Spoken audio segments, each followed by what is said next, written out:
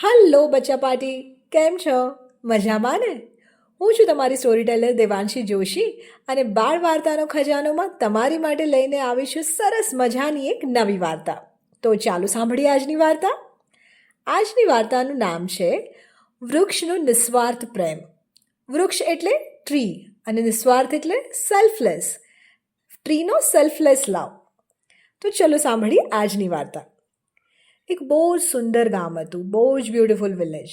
અને એમાં એક મોટું ગ્રીન ડન્સ ટ્રી હતું, ઝાડ હતું. એની ડાળીઓ પર બહુ જ બધા બર્ડ્સ આવે, નેસ્ટ બનાવે, ખિસકોલીઓ સ્ક્વિરલ્સ આવીને રમે અને એની છાયામાં એને શેડમાં બહુ જ બધા લોકો આરામ કરે. હવે ત્યાં એક દિવસ તમારા જેવો જ એક નાનકડો છોકરો આવ્યો રમવા માટે. એણે ઝાડ જોયું. એને થયું, વાવ, કેટલું મોટું ઝાડ છે! એ તો દોડીને ઝાડ પર ચડી ગયો. એની ડાળીઓ પર ઝૂલ્યો, એના ફળ ખાધા, ફ્રૂટ્સ ખાધા અને આખો દિવસ બહુ જ મજા કરીને ઝાડ પર રમ્યો. અને ઝાડને પણ ખૂબ આનંદ થયો. ને થયું, વાહ, કેટલું સરસ છે! આ નાનો છોકરો મારી પર રમીને કેટલો ખુશ થાય છે. હવે વાર્તામાં તો ઝાડ પણ બોલે, હા. તો ઝાડે એને કહ્યું, બેટા તું રોજ આવજે, મને તારી સાથે રમવાની બહુ મજા આવે છે. છોકરો તો હસ્યો અને કહે છે, ઓકે, હું તો રોજ આવીશ. અને સાચું જ દરરોજ એ છોકરો આવવા લાગ્યો. આવે, ઝાડ પર રમે, એના ફ્રૂટ્સ ખાય અને બહુ જ મજા કરીને જાય. આવું કરતાં કરતાં વર્ષો વીતતા ગયા. ટાઈમ પાસ થતો ગયો. એ છોકરો મોટો થયો. હવે રોજ રોજ રમવા નહોતો આવતો, પણ ઘણા ટાઈમ પછી આવ્યો. એને જોઈને ઝાડ બહુ જ ખુશ થઈ ગયું કે અરે, આ તો કેટલા બધા ટાઈમ પછી આવ્યો. એ તો એકદમ ખુશ થઈને એને કહે છે, અરે મિત્ર, કેટલા દિવસ પછી આવ્યો, ચાલ ચાલ આજે ફરી રમીએ. પણ એ છોકરાનો ચહેરો એકદમ ઉદાસ હતો, સેડ હતો. એણે ના પાડીને કહ્યું, ના, હવે હું મોટો થઈ ગયો છું, હવે રમવાનો સમય નથી મારી પાસે. ઝાડે પૂછ્યું, શું થયું, તું કેમ આજે ઉદાસ છે? છોકરાએ કહ્યું, મારે પૈસા જોઈએ છે, મારી પાસે કંઈ જ નથી. મારે નવો વ્યવસાય શરૂ કરવો છે, નવો બિઝનેસ શરૂ કરવો છે, પણ ખબર નહીં ક્યાંથી કરું, મારી પાસે પૈસા જ નથી.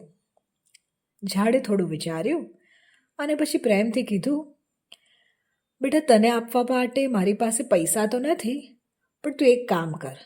મારા પર આજે આટલા બધા ફળ લાગેલા છે ને, એ બધા તું લઈ જા અને બજારમાં વેચી દેજે. તને ચોક્કસ પૈસા મળશે. છોકરો તો ખુશ થઈ ગયો. એણે તો ઉપર ચડીને ઝાડના બધા જ ફળ તોડી લીધા.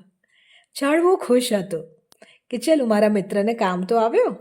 બધા ફળ તોડીને છોકરો તો જતો રહ્યો. ફરી ઘણા વર્ષો વીતી ગયા. છોકરો પાછો આવ્યો જ નહીં. પાછો ફરી એકવાર આવ્યો. ઝાડ તો ફરીથી ખૂબ ખુશ થઈ ગયું કે આ તો આવ્યો. એણે કીધું, ચાલ આવ આવ, આજે તો આપણે બેસીને વાતો કરીએ.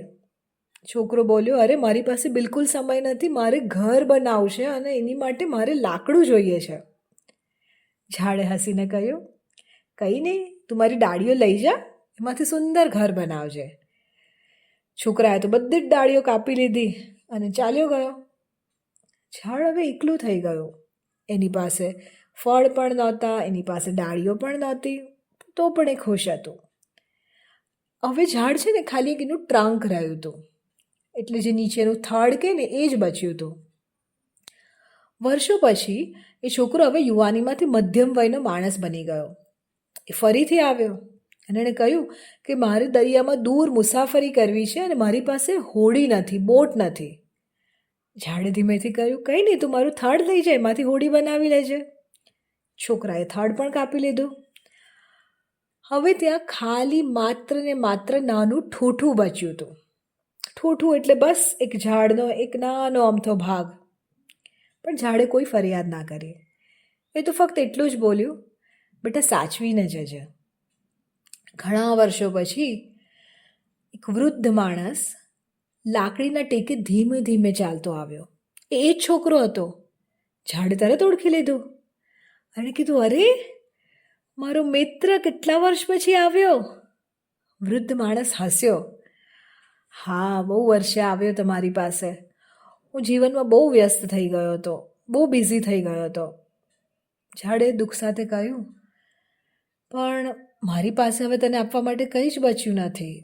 ના ફળ, ના ડાળીઓ, ના થડ. વૃદ્ધ માણસની આંખો ભીની થઈ ગઈ. આજે મને કંઈ જ નથી જોઈતું. ઝાડે કીધું, તો પછી? વૃદ્ધે કીધું, હું બહુ થાકી ગયો છું, બસ થોડો આરામ કરવો છે. ઝાડે હસીને કહ્યું, તો આવ મિત્ર, મારા ઠૂઠા પર બેસી જા. વૃદ્ધ માણસ ત્યાં બેસી ગયો. ઘણા સમય સુધી બંને કંઈ જ બોલ્યા નહીં, પણ બંનેના દિલમાં શાંતિ હતી કે વર્ષો પછી તે ફરી મળ્યા હતા, અને આજે પણ ઠૂઠા સ્વરૂપે ઝાડ કંઈક ને કંઈક આપી રહ્યું હતું.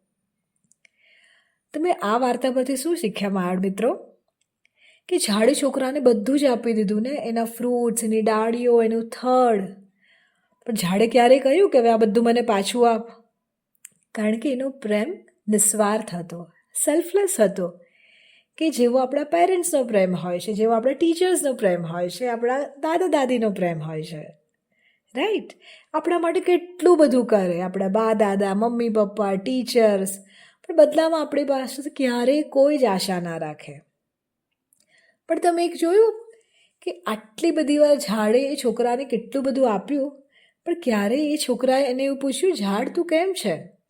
અથવા એને થેન્ક યુ પણ કીધું? ના. હે ને? એણે કેવું જોઈતું હતું. એ જ રીતે બેટા, એક થેન્ક યુ, થોડો ટાઈમ આપણા પેરેન્ટ્સ સાથે, એ બધી વસ્તુઓ જ બહુ અમૂલ્ય છે. તો આજે હું તમને એક નાની એક્ટિવિટી આપું છું. જ્યારે પણ તમારા પેરેન્ટ્સ તમારા માટે ઘણું બધું કરતા હોય છે, પણ કશુંક તમને લાગે કે આ તો મારા માટે બહુ જ સ્પેશિયલ છે, ત્યારે મેક શ્યોર કે તમે એમને થેન્ક યુ કહો.